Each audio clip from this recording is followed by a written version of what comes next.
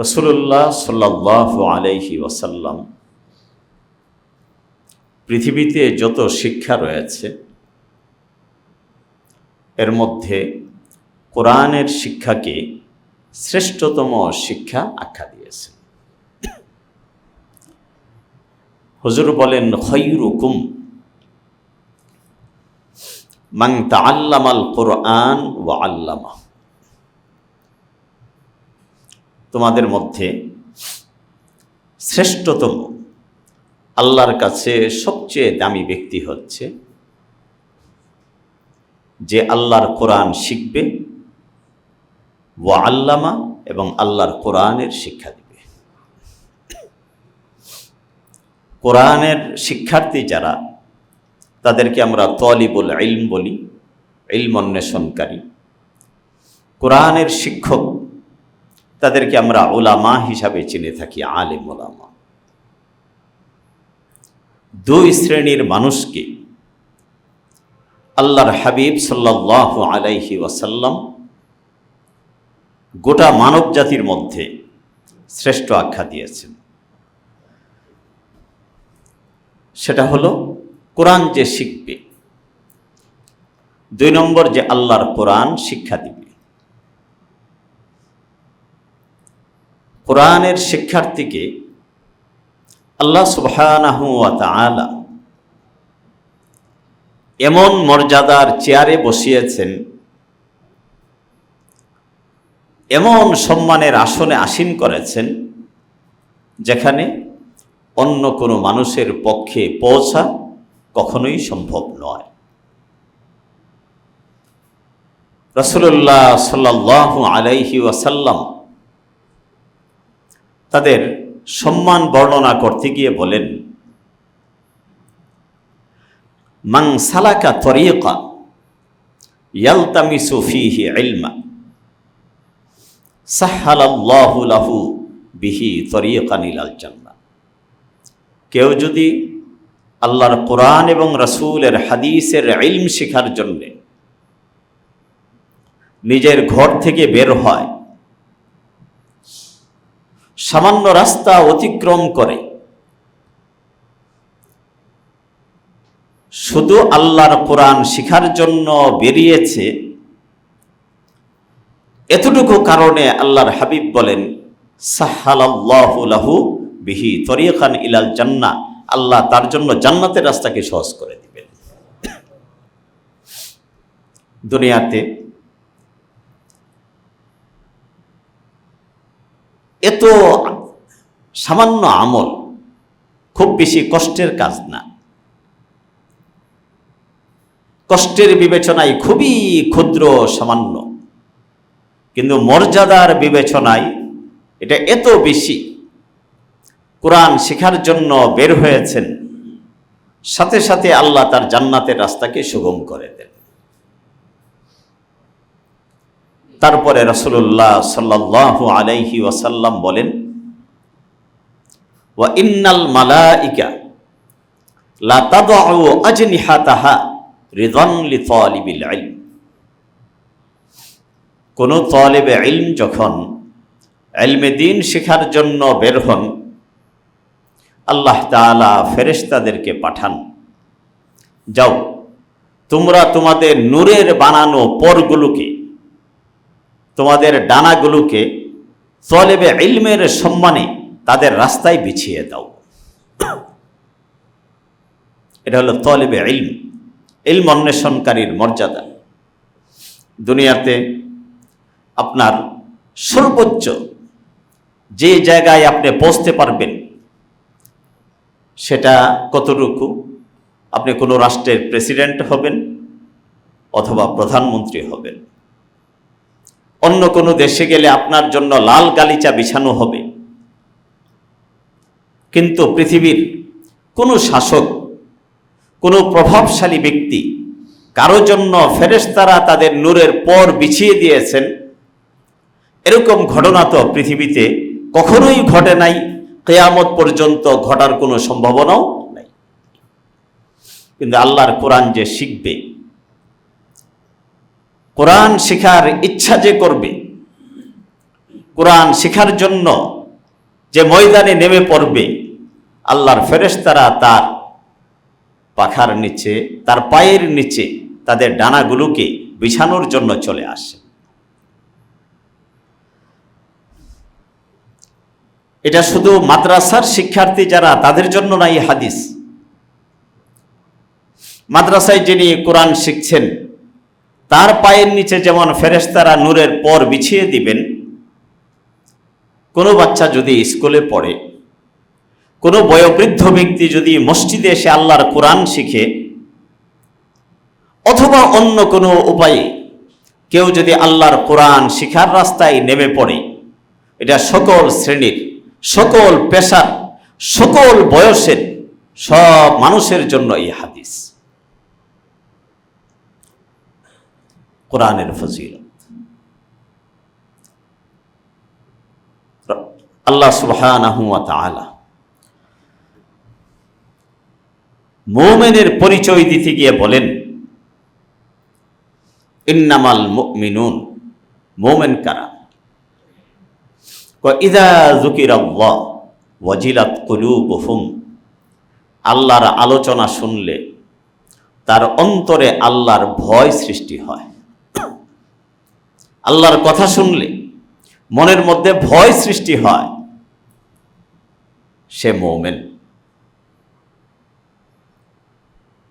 2 নম্বর, আল্লাহ বলেন, ওয়া ইযা তুলিয়াত আলাইহিম আয়াতুহু যাদাতহুম ঈমানা, যখন তার সামনে কোরআনের আয়াত তিলাওয়াত করা হয়, কোরআনের আয়াতের তিলাওয়াত, আল্লাহর কোরআনের তিলাওয়াত শুনে, আল্লাহর কোরআনের তিলাওয়াত করে সে তার ঈমানকে বাড়াইতে পারে। আল্লাহর কোরআনের তিলাওয়াতের দ্বারা তার ঈমান বৃদ্ধি পায়। তাহলে আল্লাহর কোরআনের তিলাওয়াত দ্বারা যার ঈমান বাড়বে, বোঝা গেল সে মুমিন। আল্লাহর কোরআনের তিলাওয়াতের প্রতি যদি কোনো মানুষের অনীহা থাকে, তাচ্ছিল্য থাকে, অবজ্ঞা থাকে, কোরআনের তালিমের প্রতি কারো যদি অশ্রদ্ধা, অসম্মান থাকে, এ কোরআনের আয়াত থেকে বোঝা যায় সে মুমিন হতে পারে না, সর্বোচ্চ মুনাফিক হতে পারবে। মুমিন হওয়ার কোনো সুযোগ তার নাই। আল্লাহর কালামের প্রতি অবজ্ঞা থাকবে, আল্লাহর কালামের প্রতি ভালোবাসা থাকবে না, আল্লাহর কালামের প্রতি শ্রদ্ধা থাকবে না, আবার নিজেকে মুমিন দাবি করবে, এটা কখনোই হতে পারে না। আল্লাহর কোরআনের তিলাওয়াত, কোরআনের প্রতি যদি ভালোবাসা থাকে, কোরআনের তিলাওয়াত তার ঈমান বাড়ায়া দিবে। কোরআনের প্রতি যদি অশ্রদ্ধা থাকে, অবজ্ঞা থাকে, তাচ্ছিল্য থাকে, আল্লাহর কোরআনের তিলাওয়াত তার অন্তরে মুনাফিকি বাড়াইবে, আল্লাহর কোরআনের প্রতি বিদ্বেষ, ঘৃণা এগুলো বাড়াইবে। এজন্য আল্লাহ তাআলা মুমিনের পরিচয় দিয়েছেন।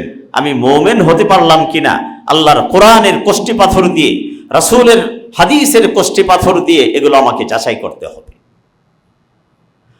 তো আল্লাহ তাআলা বলেন, মুমিন তো তারা যারা আল্লাহর আলোচনা শুনলে যাদের অন্তরে ভয় সৃষ্টি হয়, যখন তাদের সামনে আল্লাহর কোরআনের তিলাওয়াত করা হয়, এই তিলাওয়াত তাদের ঈমানকে বাড়ায়া দেয়।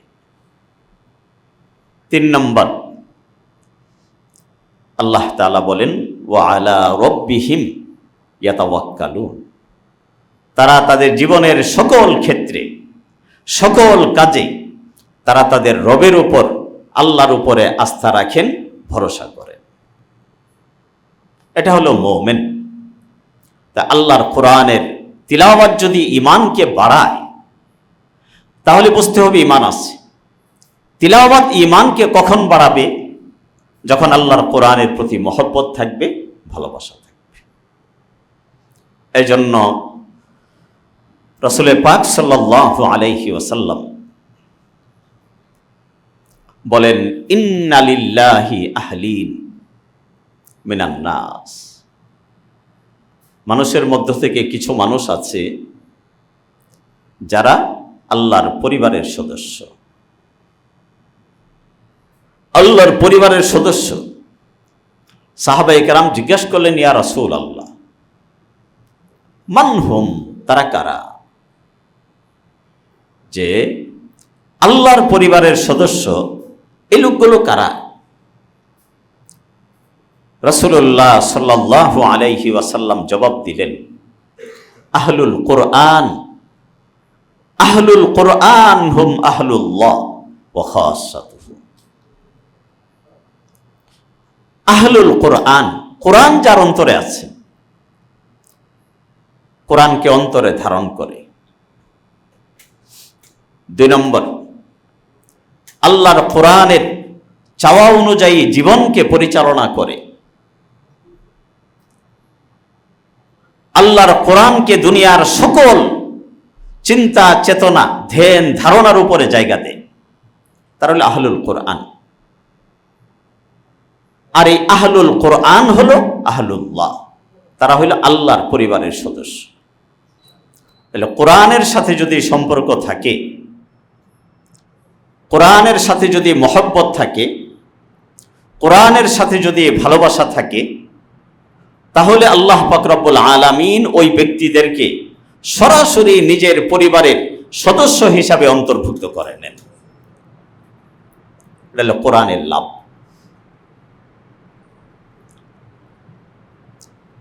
কোরআনে কারীম এটা হলো আল্লাহ তাআলা মুমিনকে দিয়েছেন।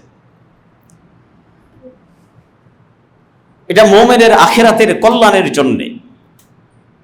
এর বিপরীতে মুমিনকে ধ্বংস করার জন্য ইবলিস আল্লাহর কাছে চাইল যে আল্লাহ, তুমি তো আদমকে আযান দিয়েছ, তাকে মসজিদ দিয়েছ, তাকে তুমি কোরআন দিয়েছ, এগুলো দ্বারা সে তাদের আখিরাতকে নির্মাণ করবে, আমারে কি দিলা? আমি যে আদমকে ধ্বংস করতে চাই, আমার কি আছে? বলছে, যাও, তোমারে বাজার দিলাম। আমার বান্দাদের মধ্যে যারা বাজারে বেশি সময় কাটাবে বিনা প্রয়োজনে গল্প গুজবে এই বাজারে সময় কাটাবে, তাদের আমল বরবাদ হবে। অহেতুক বসে থাকে, গল্প গুজব করে, কোনো কাজ নাই, এদের কথা বলা হচ্ছে, এদের আখিরাত বরবাদ হবে। তোমাকে আমি নাচ দিলাম, গান দিলাম, এ কোরআনের পরিবর্তে তারা যেমন কোরআন দ্বারা আখিরাত নির্মাণ করবে, তুমি নাচ গান এগুলো ব্যবহার করে তাদের দুনিয়াকে বরবাদ করবা, তাদের আখিরাতকে বরবাদ করবা। শয়তান খুশি হয়ে গেছে। শয়তানের কাছে অনেক অস্ত্র। শয়তানকে আল্লাহ নাচ দিয়েছেন, নৃত্য। আমাদের নৃত্য শিল্পী বানানো হয়, গানের শিল্পী বানানো হয়, গান। এই ধরনের বাদ্যশিল্পী যারা বিভিন্ন ধরনের বাদ্যযন্ত্র বাজাতে সক্ষম, এরাও শিল্পী। এগুলো সব শয়তানের দান। শয়তান এগুলো আমাদেরকে বরবাদ করার জন্য, ধ্বংস করার জন্য আল্লাহর কাছ থেকে চেয়ে এনেছে। কারণ আল্লাহ শয়তানকেও সুযোগ দিয়েছে যে আমার উম্মতে, আমার বান্দাদের বিরুদ্ধে তুমি কার্যক্রম চালাও, দেখি কতটুকু চালাইতে পারো। এই কথাটাই সূরা লুকমানে আল্লাহ তাআলা বলেন, অমিনান নাস মান ইয়াশতারি লাহওয়াল হাদিস। মানুষের মধ্যে কিছু মানুষ এরকম আছে যারা অনর্থক কথা কিনে আনে, লিয়ুদিল্লা আন সাবিলিল্লাহ, মানুষকে আল্লাহর রাস্তা থেকে পথভ্রষ্ট করার জন্য, আল্লাহর রাস্তা থেকে সরিয়ে দেওয়ার জন্য। রইসুল মুফাসসিরিন, সাহাবাদের মধ্যে সবচেয়ে বড় মুফাসসির ছিলেন আব্দুল্লাহ ইবনে আব্বাস। সবচেয়ে বড় ফকিহ সাহাবা ছিলেন আব্দুল্লাহ ইবনে মাসউদ রাদিয়াল্লাহু আনহুম। ওনারা বলতেছেন, এই যে লাহওয়াল হাদিস, অনর্থক কথা, এর দ্বারা আল্লাহ তাআলা বুঝিয়েছেন গানের কথা। যে কিছু মানুষ তারা গান ক্রয় করে, অর্থাৎ গানের জীবনকে গ্রহণ করে, এবং এই গান দ্বারা তাদের মূল উদ্দেশ্য হলো লিয়ুদিল্লা আন সাবিলিল্লাহ, মানুষকে আল্লাহর দ্বীন থেকে, আল্লাহর রাস্তা থেকে সরিয়ে দেওয়া। এই আয়াত এর মাধ্যমে উলামায়ে কেরাম, মুফাসসিরিন, ইমাম, মুস্তাহিদ সবাই একমত হয়েছেন যে গান এটা কোরআনের আয়াতের আলোকে এটা সম্পূর্ণরূপে হারাম।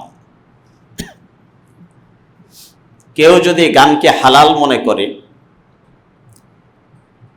এটাকে যদি বৈধ মনে করে যে গান হালাল, আমার মনে চাইছে আমি গান গাইব, আমার মনে চাইছে আমি গান শিখব, আমার মনে চাইছে আমি গান শিখাইব, আপনার মনে চাইলে আপনার যা মনে চা তা করেন, কিন্তু এটাকে হালাল মনে করে করবেন না। এটা গুনার কাজ। আল্লাহ এটাকে নিষিদ্ধ করেছেন, হারাম করেছেন। আপনি যদি একান্ত করতে চান, আপনি এটাকে হারাম মনে করে করবেন, হালাল মনে করে করবেন না। যদি এই হারামকে কেউ হালাল মনে করে, হারামকে হালাল মনে করলে তার ঈমান সাথে সাথে চলে যায়। বিষয়টা বুঝবেন।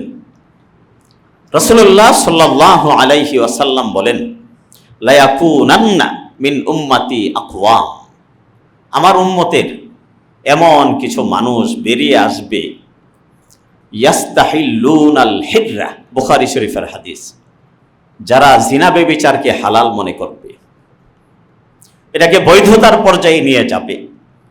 আমাদের আইন কি বলে? আমাদের আইন এটাকে একটা পর্যায়ে বৈধতা দিয়েছে। 18 বছরের উপরের নারী পুরুষ তারা যদি তাদের সম্মতিতে ব্যভিচারে লিপ্ত হয়, রাষ্ট্র বলে এটা বৈধ। আল্লাহ রাসূল এই আইনের কথা বলছেন, ইয়াস্তাহিল্লুনাল হির, যে তারা জিনাকে হালাল মনে করবে। এই আইন আমাদের কাছ তো শুধু বলা, আমরা সরকারকে বলতে পারবো যে এই আইনটা পরিবর্তন করেন। 18 বছরের উপরে না নিচে, নাকি 80 বছরের উপরে না নিচে, এগুলো দেখার বিষয় না। আল্লাহর কোরআন, রাসূলের সুন্নাহ যেটাকে হারাম বলেছেন, এটাকে বৈধতা দেওয়ার অধিকার পৃথিবীর কোনো রাষ্ট্রের নাই, কোনো সরকারের নাই, কোনো পার্লামেন্টের নাই, কোনো সংসদ সদস্যের নাই। এটাকে কেউ বৈধ করতে পারে না। এটা হারাম, এটা হারামই থাকবে। আল্লাহ রাসূল বলেন, ইয়াস্তাহিল্লুনাল হির, তারা এই জিনাকে হালাল মনে করবে। অল হারির, এবং পুরুষরা রেশমি কাপড় পরিধান করাকে হালাল মনে করবে, এটা হারাম। অল খামর, মদকে তারা হালাল মনে করবে। আমাদের দেশে মদের লাইসেন্স আছে, মদ খাওয়ারও লাইসেন্স আছে। কারা কারা মদ খাইতে পারবে, এটা রাষ্ট্র লাইসেন্স দেয়। আল্লাহ যেটাকে হারাম করেছেন, এটা খাওয়ার লাইসেন্স কি কোনো সরকার দিতে পারবে? তাহলে তো আল্লাহর উপরে আরেকজন আল্লাহ মানতে হবে। আল্লাহ যেটাকে বৈধ করবেন, এটা চিরদিন বৈধ। আল্লাহ যেটাকে অবৈধ বলবেন, হারাম বলবেন, চিরদিন হারাম। আল্লাহর হারামকে কেউ হালাল করতে পারবে না। ব্যক্তি বিশেষের জন্য কোনো রাষ্ট্র, কোনো আইন অনুমতি দিতে পারবে না। তারপরে আল্লাহর হাবিব বলেন, ওয়াল মাআসিফ, শেষ জামানায় আমার উম্মতের এমন কিছু মানুষের উদ্ভব ঘটবে যারা বাদ্যযন্ত্র, গানকে হালাল মনে করবে। বাদ্যযন্ত্র এবং গানকে তারা হালাল মনে করবে। দেখেন কি বুঝলেন? আল্লাহ রাসূল বলেন এরা হালাল মনে করবে। এর দ্বারা বোঝা গেল আসলে এগুলো কি নয়, হালাল নয়। একজন বিখ্যাত তাবিঈ ফুযাইল ইবনে ইয়াস, তাবিঈনদের মধ্যে অনেক বড় তাবিঈ, বড় আলেম, জলিলুল কদর আলেম ছিলেন, মর্যাদাবান আলেম। তিনি বলেন, আল গিনা রুকিয়াতুজ জিনা, এই গান এটা হলো জিনা ব্যভিচারের মন্ত্র। মন্ত্র দিয়া দেখেন না কত কিছু হয়। গরু বাজারে গেছে, সে মন্ত্র দিয়া সাদা কাগজকে টাকা বানাইয়া গরু কিনে চলে গেছে। পরে গরু বিক্রেতা দেখে যে আসলে এটা সাদা কাগজ। বড় ভয়ঙ্কর জিনিস, জাদু, মন্ত্র। হযরত ফুযাইল ইবনে ইয়াস উনি বলেন, আল গিনা রুকিয়াতুজ জিনা, এটা হলো ব্যভিচারের মন্ত্র। এটা মানুষকে জিনা ব্যভিচারের জন্য প্রলুব্ধ করে, তার মধ্যে উত্তেজনা সৃষ্টি করে। এই জন্য দেখবেন এই গান বাদ্যের এই শিল্পের সাথে যারা সংশ্লিষ্ট থাকে, জড়িত থাকে, তাদের দ্বারা সবচেয়ে বেশি এই ধরনের অন্যায় অবিচার হয়। তারা জিনা ব্যভিচারে এই সমাজকে নেতৃত্ব দেয়। এটাই হলো বাস্তবতা। বিয়ে হয়ে গেছে 5টা 7টা 10টা হিসাব ছাড়া, বেগাইরে হিসাব হইতেছে। তারা এই সমাজের অনেক অশান্তি, অস্থিরতা, অশ্লীলতার নেতৃত্বে তারা আছে এবং এগুলোর দায় তাদেরকেও বহন করতে হবে। একজন তাবিঈ উনি বললেন এরা ব্যভিচারের মন্ত্র। এবং আল্লাহর নবীর প্রিয় সাহাবাদের মধ্যে সবচেয়ে বড় মুফতি এবং ফকিহ ছিলেন আব্দুল্লাহ ইবনে মাসউদ রাদিয়াল্লাহু আনহু।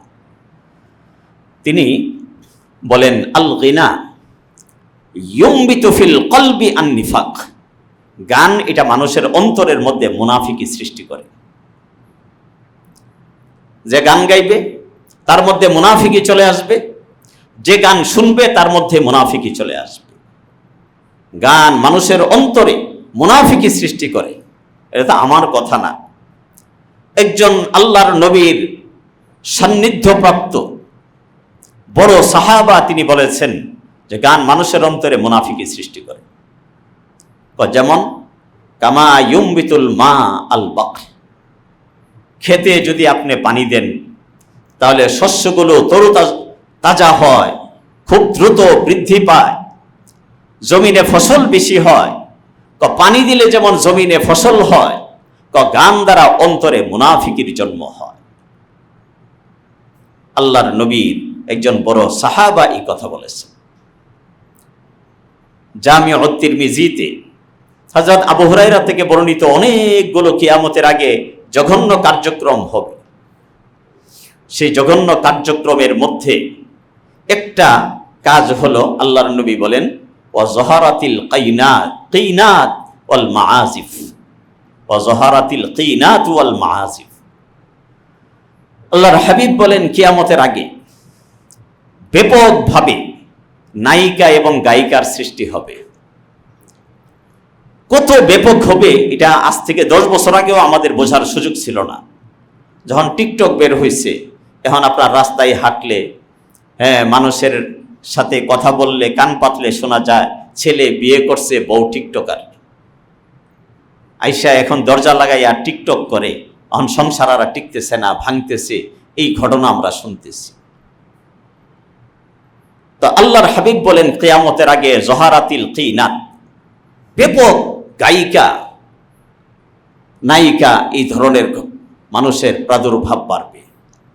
অল মাআজিফ, বাদ্যযন্ত্র মহামারী আকারে ছড়ায়া পড়বে। স্কুলে যাইতেছে, তার নিয়ে যাওয়ার কথা বই, খাতা, কলম, পিছনে গিটার একটা ঝুলাইয়া নিয়ে যাইতেছে।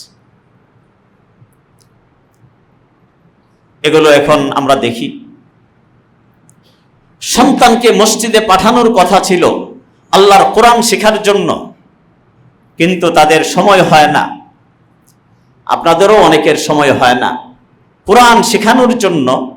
সব মিলিয়ে 24 ঘন্টা থেকে অন্তত 1 ঘন্টা সন্তানের বরাদ্দ দেওয়ার সময় হয় না, কিন্তু গানের স্কুলে ছাত্র ভর্তি করে তারা কোলাতে পারছে না। সেখানে ভিড়, কিন্তু মসজিদগুলো ফাঁকা।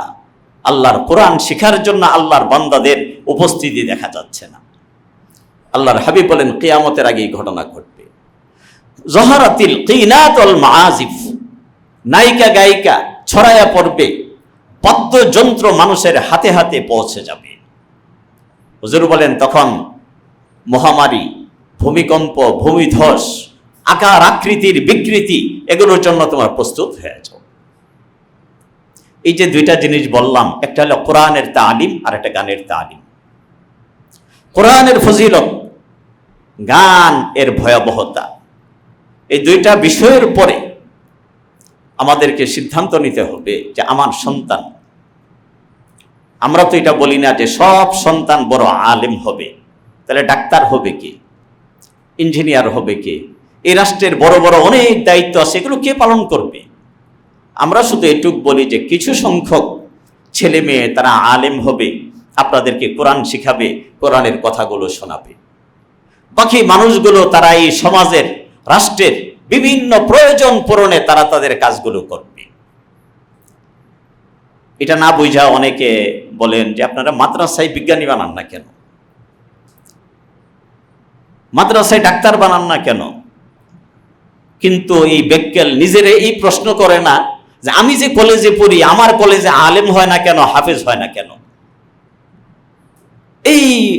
এই প্রশ্ন আর এই বেক্কেলের মাথার মধ্যে আসে না। তার আগে প্রশ্ন করা দরকার, আমি ডাক্তার হইলাম, আমি তো হাফেজ হই নাই কেন? কারণ এটা আমি বুঝি একই সাথে একজন মানুষের ডাক্তার হওয়া এবং হাফেজ আলেম হওয়া এটা অনেক জটিল বিষয়। একই সাথে একজনের আলেম এবং হাফেজ হওয়া আবার ডাক্তার হওয়া এটাও কঠিন বিষয়। এই জন্য আমাদের কথা হলো যে মাদ্রাসাগুলোতে ন্যূনতম জাগতিক শিক্ষাগুলো থাকবে, আর স্কুল কলেজগুলোতে ন্যূনতম কোরআনের শিক্ষা থাকবে। স্কুল কলেজ ইউনিভার্সিটিতে যারা পড়বে তারা অন্তত বিশুদ্ধভাবে আল্লাহর কোরআন যেন শিখতে পারে। 2 নম্বর, প্রাত্যহিক জীবনের ফরজে আইন পরিমাণে ইলম যেন তারা শিখতে পারে। ওযুর মাসালা তার জানা থাকবে, নামাজের মাসালা জানা থাকবে, যাকাতের মাসালা জানা থাকবে, হজের মাসালা জানা থাকবে, মৌলিক মাসালাগুলো যেন তার জানা থাকে। দৈনন্দিন জীবনের তার গুরুত্বপূর্ণ বিষয়গুলো অন্তত এইটুক শিক্ষা যেন আপনার স্কুল কলেজে দেওয়া হয়। এই দাবি আমরা এই মসজিদেও বহুবার বহু প্রেক্ষাপটে বলছি। আগে যখন এক সরকার ছিল 5ই আগস্টের আগে, তখনও আমরা বলেছি যে আপনারা এই প্রাথমিক শিক্ষা থেকে শুরু করে আমাদের মাস্টার্স পর্যন্ত যে শিক্ষা ব্যবস্থা, সেখানে কোরআনের শিক্ষাকে বাধ্যতামূলক করেন। ওনারা আমাদের কথা শোনেন নাই। ওনারা শিক্ষার মধ্যে নিয়ে আসছেন শরীফার গল্প, সমকামিতা, ট্রান্সজেন্ডারের গল্প, আরো নানান ধরনের বিষয়। তো ওনারা গেলেন, যাওয়ার পরে আসলেন আরেক সরকার। ওনাদের কাছে যখন আমরা বললাম, ওনারা আমাদের কথা তো শোনেন নাই।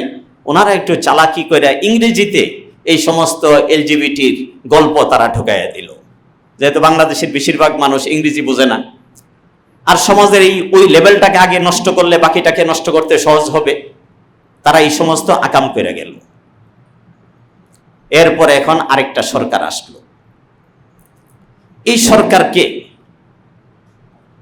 এই সরকার নিজেদেরকে পরিচয় দেন তারা হলেন ইসলামী মূল্যবোধে বিশ্বাসী। কিসে বিশ্বাসী বলেন? ইসলামী মূল্যবোধে বিশ্বাসী। তারা বলেন যে আমরা বাংলাদেশি জাতীয়তাবাদ এবং ইসলামী মূল্যবোধে বিশ্বাসী। আমরাও আপনাদের উপর আস্থা রাখতে চাই যে আপনারা যেমন বলেন আপনারা ইসলামী মূল্যবোধে বিশ্বাসী, আপনারা আপনাদের কথাকে রক্ষা করবেন। আমরা সব সময় একটা কথা বলি, আমাদের কাছে কোনো দল, কোনো সরকার, কোনো ব্যক্তি কখনোই মুখ্য হতে পারে না, গুরুত্বপূর্ণ হতে পারে না। আমাদের কাছে সবচেয়ে গুরুত্বপূর্ণ হচ্ছে আল্লাহর কোরআন, রাসূলের সুন্নাহ। আমরা ইসলামী মূল্যবোধে বিশ্বাসী সরকারের কাছে কি দেখলাম? তারা সিদ্ধান্ত নিয়েছে 60,000 গানের শিক্ষক, নাচের শিক্ষক তারা স্কুলগুলোতে নিয়োগ দিবে এবং প্রাথমিক শিক্ষা ব্যবস্থায় আমার আপনার সন্তানকে তারা জোর করে গান শেখাবে, আমার আপনার সন্তানকে জোর করে নাচ শেখাবে, আমার আপনার সন্তানকে তারা নাটক শেখাবে। আপনারা চান এটা? মনে হইতেছে চাইতেছেন নাকি? কেউ চান না? তাহলে এই দেশের প্রতিনিধিত্ব কারা করে মনে রাখবেন। এই দেশের প্রতিনিধিত্ব করে এই দেশের ইমানদার মানুষ। কোন নাস্তিকের কাছে এই দেশ আমরা ইজারা দেই নাই, কোন বামের কাছে আমরা এই দেশ ইজারা দেই নাই যে তারা যখন যা মনে চাইবে তা করে ফেলবে। এটা এই দেশে কোনোদিন হবে না, হতে পারবে না ইনশাআল্লাহ।